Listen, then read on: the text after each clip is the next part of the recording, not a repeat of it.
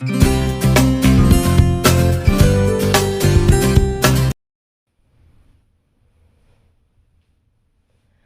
My lovely viewers, welcoming you all in biophilic with Pathak ma'am. आज के lecture में हम लोग अपना जो चैप्टर चल रहा है बॉडी फ्लूइड्स एंड सर्कुलेशन उसको प्रोसीड किया जाएगा और आज ल्यूकोसाइट पढ़ेंगे।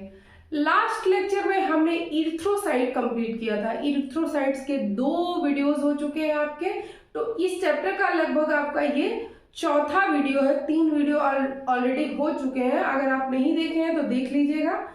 ल्यूकोसाइट को हम लोग WBC भी कहते हैं क्योंकि ये आपका कलरलेस होता है, कोई कलर नहीं होता इसका।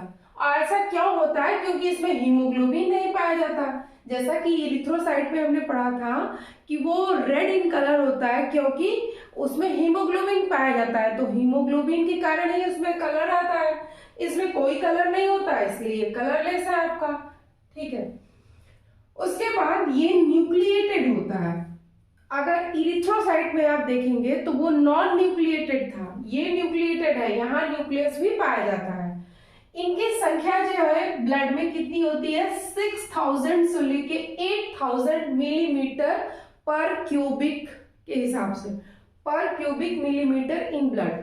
ठीक है, अब उसके बाद WBC are generally short lived, मतलब इनकी जो मतलब इनका ड्यूरेशन ऑफ लिव है वो बहुत कम है, मतलब जीवन इनका। जैसे कि आपने देखा कि जो इरिथ्रोसाइट था RBC, वह 120 डेज उनका शॉर्ट टाइम होता है, मतलब जीवन।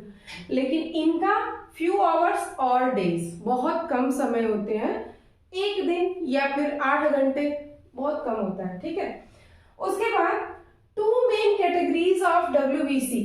WBC की मेनली आपकी 2 कैटेगरीज हैं, एक ग्रेनुलोसाइट और एक ए ग्रेनुलोसाइट।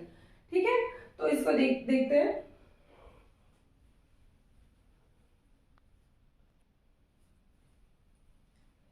देखिए, ल्यूकोसाइट आपका 2 टाइप का था, एक ए ग्रेनुलोसाइट और दूसरा ग्रेनुलोसाइट। ग्रेनुलोसाइट में न्यूट्रोफिल्स हो गए, एसिनोफिल्स हो गए और बेसोफिल्स हो गए।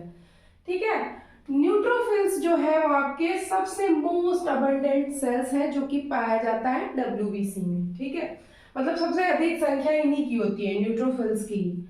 उसके बाद ए ग्रेनुलोसाइट में लिम्फोसाइट और मोनोसाइट 2 टाइप है। लिम्फोसाइट अगेन डिवाइड होता है बी लिम्फोसाइट और टी लिम्फोसाइट में। तो आपका जो बी लिम्फोसाइट है that is stands for bone marrow, bone marrow, and T stands for thymus gland, thymus gland.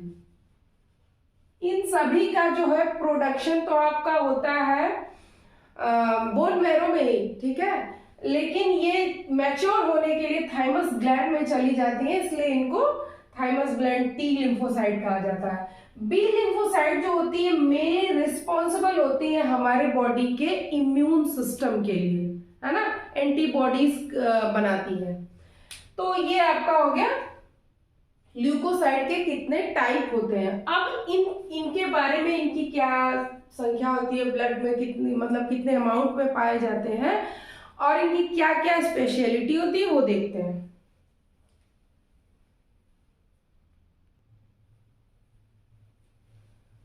आपको बताएं कि न्यूट्रोफिल्स जो होती हैं वो आपके WBC में सबसे ज्यादा अमाउंट में पाई जाती है। कितना अमाउंट होता है? 60 to 65% आपका टोटल WBC का अमाउंट सिर्फ न्यूट्रोफिल्स का होता है। ठीक है, फिर बेसोफिल्स आर द लिस्ट।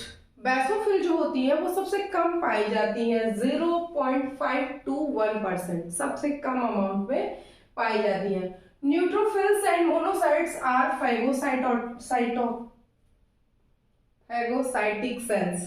ठीक है, फैगोसाइटिक सेल्स का मतलब क्या होता है कि जैसे आपके बॉडी में कोई भी वायरस, बैक्टीरिया ये अगर एंटर करता है तो उसको ये क्या करेंगी, न्यूट्रोफिल्स जो होती है और मोनोसाइट्स, ये उनको किल कर देती है। किल कैसे करती है? उनको खा जाती है ना, उनको किल करना मतलब उनको खा जाती है, तो उसके बाद उनका क्या होता है, खत्म हो जाते हैं वो सब। तो इसीलिए इस प्रोसेस को फैगोसाइटिक सेल्स कहते हैं, मतलब इसको फैगोसाइटोसिस बाकायदा कहते हैं, कि जब कोई भी ऐसा फॉरेन मटेरियल एंटर कर रहा है तो उसको खत्म कर देना।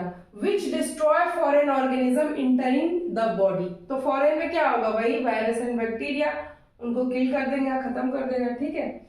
फिर न्यूट्रोफिल्स, न्यूट्रोफिल्स क्या है, इनको माइक्रो पुलिसमैन ऑफ ब्लड कहा जाता है, ठीक है।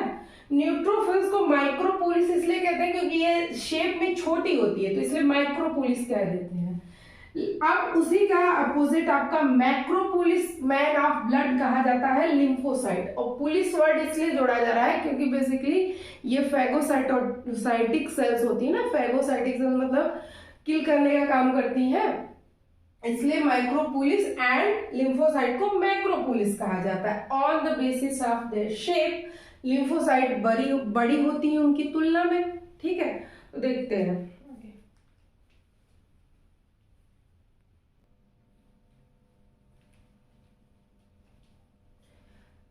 Basophil secrete histamine, serotonin, heparin, etc. तो बेसोफिल आपका हिस्टामिन सिक्रीट करता है, सीरोटोनिन सिक्रीट करता है और हिपेरिन भी। देखिए हिपेरिन क्या होता है, एक एंटी कोआगुलेटिंग एजेंट होता है। जैसे हमारे ब्लड में ब्लड जो है, मेरे मतलब हमारे बॉडी में ब्लड जो फ्लो हो रहा है उसमें हिपेरिन ही जब उसमें सर्कुलेट होता है उसके साथ, तो वह ब्लड को पूरे बॉडी में कहीं कोआगुलेट नहीं होने देता, हिपेरिन ही उसके लिए रिस्पॉन्सिबल होता है, ठीक है। तो वो कहाँ से सीक्रेट होता है, बेसोफिल से, and are involve in inflammatory reactions. अगर बात करें इंफ्लामेटरी रिएक्शन की तो क्या होता है, जैसे कहीं पे भी चोट लग जाती है या कहीं पे भी मतलब कोई भी प्रॉब्लम अगर हो जाता है, जैसे चोट ही लगना है, नॉर्मल सा ले लीजिए एग्जांपल, तो क्या होता है कि वहाँ की आसपास की स्किन थोड़ी स्वेल कर जाती है, पेन फील होता है, वहाँ का टेम्परेचर भी थोड़ा राइज हो जाता है, तो इसी को थोड़ा स्वेलिंग आ जाती है, सूजन हो जाना, तो इसी को कहते हैं आपका इन्फ्लामेशन। तो इसी को इन्फ्लामेटरी रिएक्शन करते हैं, तो उसमें कौन इन्वॉल्व होता है, बेसोफिल।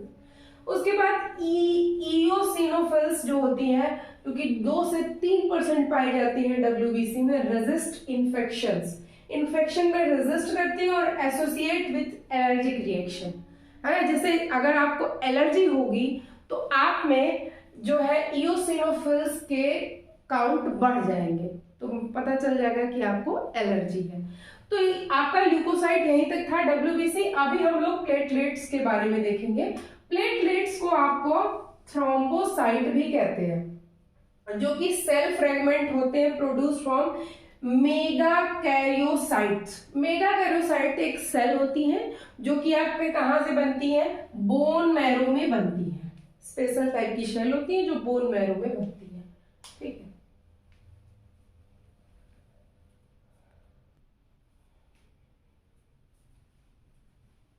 देखिए आपका जो प्लेटलेट्स होता है अगेन नॉन न्यूक्लिएटेड होता है, जैसे कि आपका आरबीसी था, इरिथ्रोसाइट, ठीक है।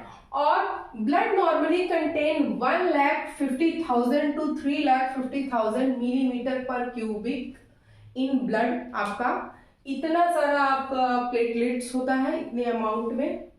फिर उसके बाद platelets can release a variety of substance, most of which involve in coagulation और क्लॉटिंग। जैसे कि ब्लड कोआगुलेशन में जो सब्सटेंस आपके हेल्पफुल होते हैं वो आपके ज्यादातर प्लेटलेट्स में पाए जाते हैं, ठीक है। A reduction in their number can lead to clotting disorder which will lead to excessive blood loss of blood, excessive loss of blood, कि मतलब अगर प्लेटलेट्स में कमी रहे किसी के बॉडी में तो उसको ब्लड क्लॉटिंग में आपका प्रॉब्लम होगी और बहुत सारा ब्लड लॉस हो सकता है। अगर कहीं एक्सीडेंट वगैरह हो जाता है, चोट लग जाती है जिससे कि ब्लड आपका रिलीज होता है, तो अगर उसके में प्लेटलेट काउंट कम है तो प्रॉब्लम क्रिएट होगा, ठीक है।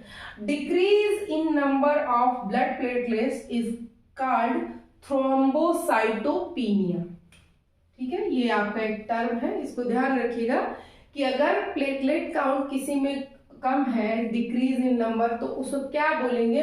थ्रोम्बोसाइटोपेनिया। तो ये लेक्चर आज यहीं खत्म करते हैं। बहुत छोटा सा लेक्चर था आपका, सिर्फ ल्यूकोसाइट और प्लेटलेट्स के बारे में, ठीक है। तो आपका टोटल मैंने एनसीईआरटी ही फोकस किया है। वीडियो कैसा लगा बताइएगा, और आप प्लीज चैनल को सब्सक्राइब जरूर करिए, वीडियो को लाइक कीजिए, और बाकी का thank you so much for watching.